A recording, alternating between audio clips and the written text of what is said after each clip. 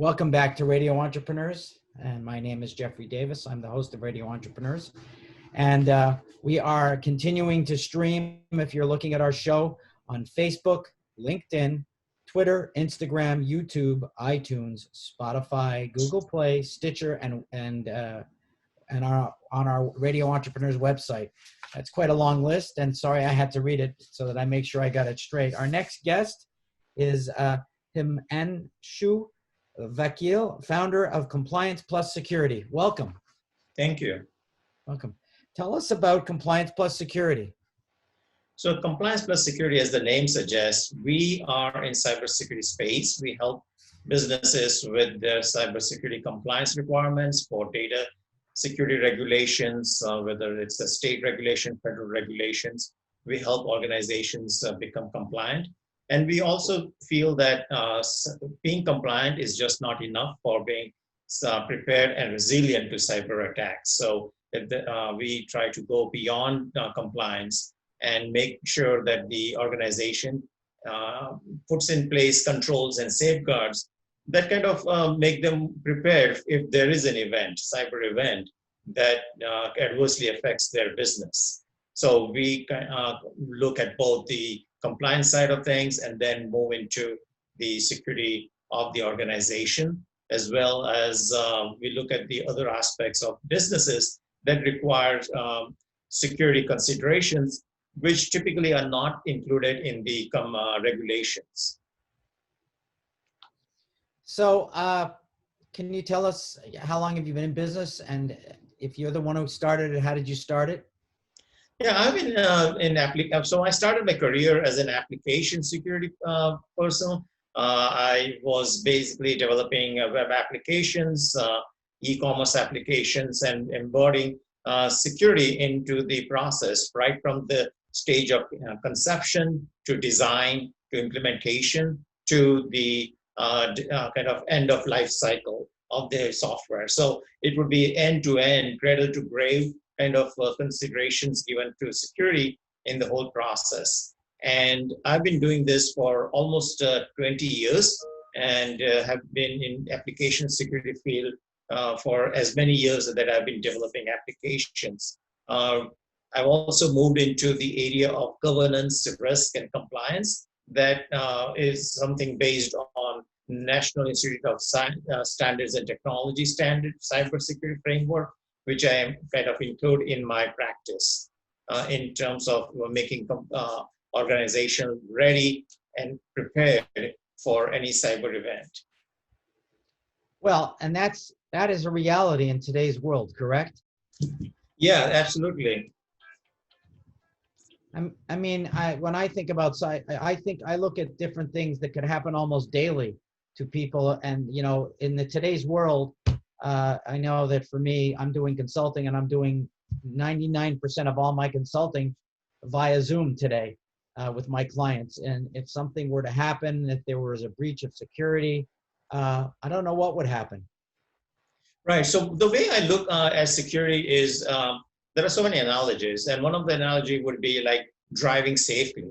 And just as this kind of inborn within us, we drive safely for our sake, for the people on the road. We also execute cybersecurity as a means to deliver value to our customers. So if the organization looks at cybersecurity not from the viewpoint of as an add-on, but more in terms of cultural shift, in terms of making sure that whatever value that they deliver has that cybersecurity component to their delivery.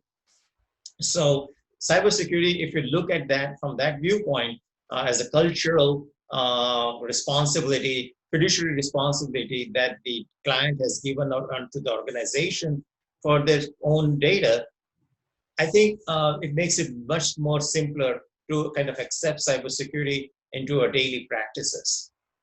So think, as we say, drive safely, be safe online, and with the data that you have within the organization.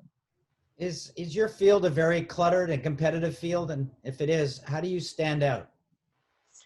It is cluttered. The way I differentiate myself is I try to make cybersecurity a cultural shift. within the organization. It is not an add-on, not something that is a burdensome, but make sure that cybersecurity is not all about technology. It's all about culture. It's all about fiduciary responsibility. It's something that has to be kind of delivered as a value to the customer.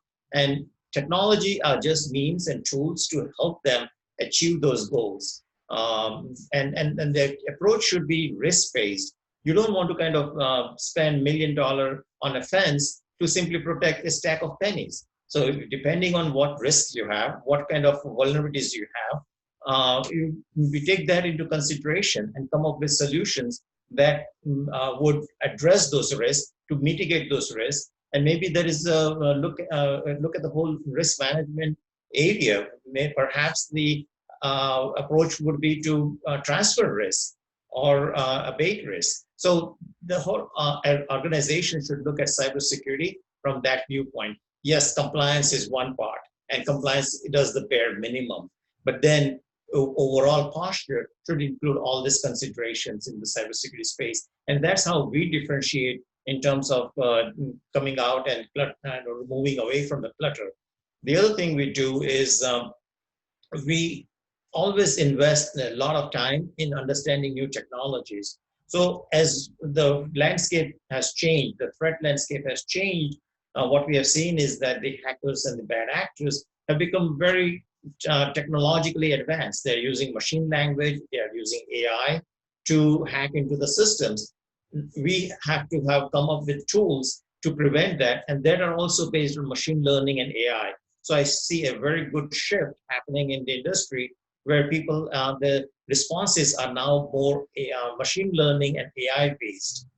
So that is how we kind of differentiate in terms of what we deliver and how we lead our clients into cybersecurity space.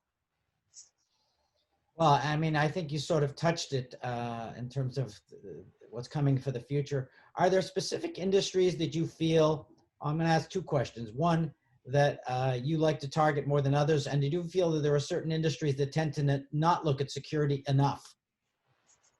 I think one of the areas that